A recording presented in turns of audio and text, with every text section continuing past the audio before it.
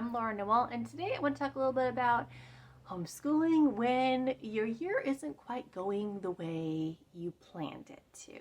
Here we are in January, and I'm going to give a little bit of a mid-year homeschooling update. I had grand plans for kindergarten. I did a couple of videos talking about all the things we were going to do, all the curriculum we had, and I was just jumping straight into it, and I was super excited. And then I got pregnant and I got really sick and all of my motivation and energy left. I kind of had made a chart of like everything that I wanted to do, all the different curriculums in each subject and how many lessons there were for some of them, but then not for others. And then I had made a little chart thinking, oh, if I just put in each of the weeks and I just write in what we do each week, that'll keep track of it, right? That kind of worked, but not really. There's something with my brain that just didn't keep me super accountable, I think. And my organized brain was just like, what am I doing? What are we doing? What do we need to do? So I had tried multiple different checklists. The Timberdoodle weekly checklist, which I love this model. And if you're doing the straight up Timberdoodle stuff and that's all you're doing, this is perfect because it's telling you exactly all of the different books, what you need to be doing each day or each week, and then this is how many of the lessons or pages that need to be done each week, and you just mark them off as you go. That would have worked for my brain, except that we are only using part Timberdoodle, and then we're also doing other things. Now, yes, Timberdoodle does have an online scheduler where you can add your own things in, and I tried that.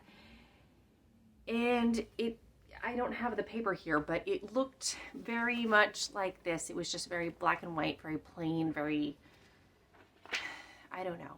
It worked for like a week or two, and then my brain was like, this is ugly, this is boring, I don't want to do this. And it didn't work. But I still really liked this like check off the box type thing. And so just about a month ago, I started getting my motivation and my energy back, and I decided we're going to sit down and we're going to do school and we're going to plan it out and we're going to simplify and we're going to make this work. We're going to power through to the end of kindergarten. Okay. So first off, I took our school attendance record and I have our information covered. So these were the days that she was present in green, and then we have all these vacation days, and these are all these days that we took off. And then we are also expecting to take some days off in April and May, but we are going to be schooling through the end of July for kindergarten. So our kindergarten year is going to actually end at the end of July, and then in August, September, we will be starting up first grade. So again, while this is variable and we can still have flexibility of what days we're doing school and what days we're not, sometimes we catch up on the weekends and that's okay. But this is kind of the basics. This is how many weeks we have left to complete to get our full 180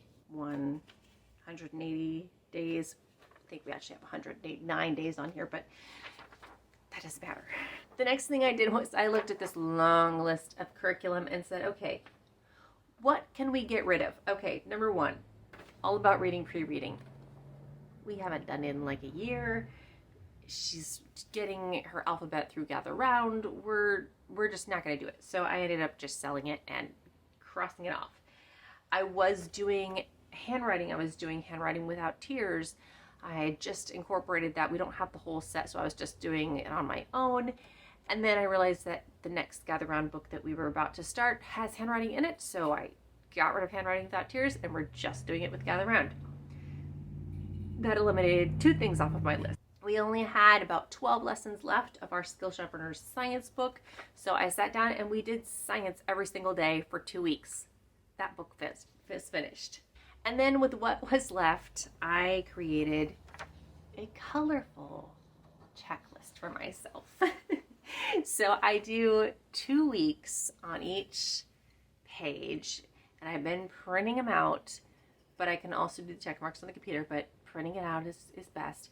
So I have the week up here, and then I have for math, we have our Matthew C. lesson. Okay, I taught the lesson. I cross it off. And then there's A through G. Those are the checklists, or those are the individual worksheets. Check them off as we do 1 or 2 a day. We have gather round. I have the name of the book in here, and then I was putting the name of the number of the lessons. I may end up taking that off because sometimes we do more than 1 lesson a day.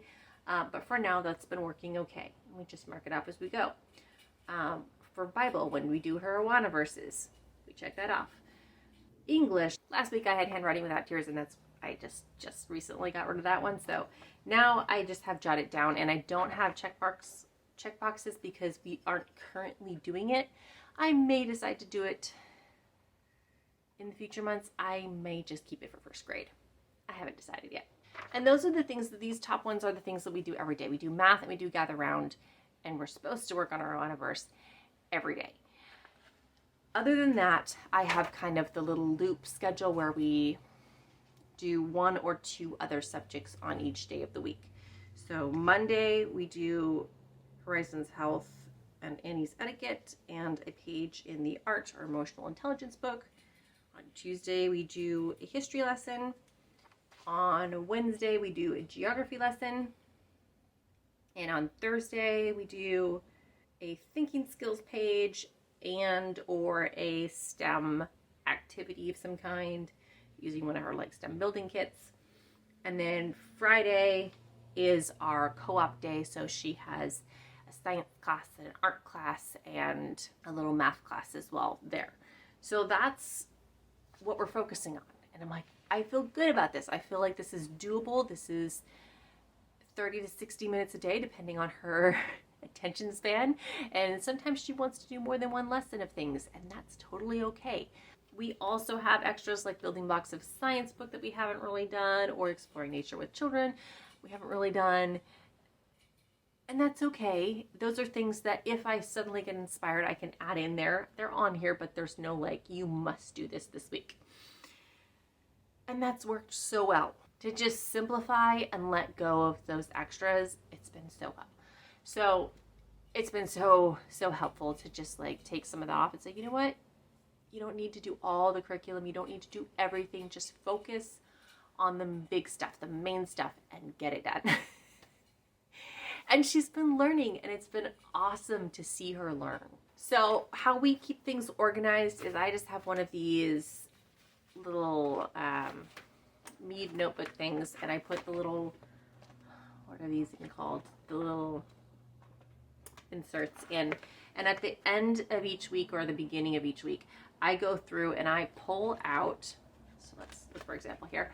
On Thursday, I pull out the math page and I print out the gather round student activity pages, and then I just put those in for Monday, Tuesday, Wednesday, Thursday, and Friday. And then each day of the week, we just pull out those. Those are her workbook pages for her 2 subjects that we absolutely do every day.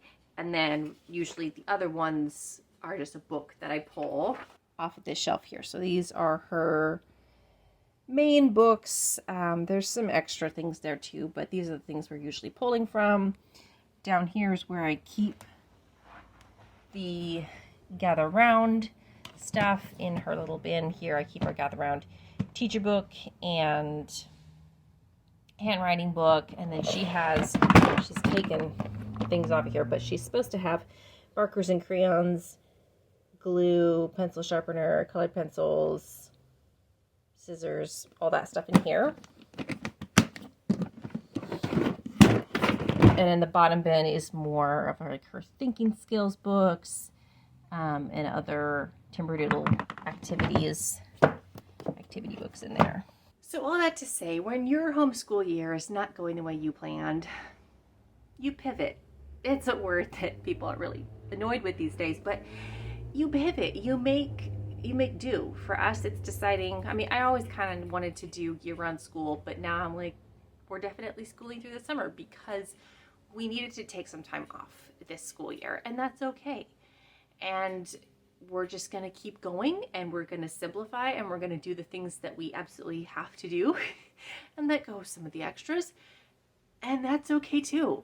I can tell you right now that the schools in our area are not having a great time pivoting. They're trying to figure out between distance learning and taking time off, and it's massive chaos. And I feel like ours might seem a little chaotic and it might be a little bit crazy, but it's kind of organized chaos because we still know what we're doing. We still have a plan for what we're doing and we're on the track to do it. We just have a little bit more flexibility to get there. And so regardless of where you are in your homeschool year, give yourself grace. We are only in January. You can go through the summer if you need, and you have plenty of time to still accomplish your homeschooling goals. Let me know in the comments below if your school year, your fall, maybe didn't quite go the way you thought it would. What are you doing to help get through the rest of the year strong? Thanks so much for watching, and we'll see you next time. Bye.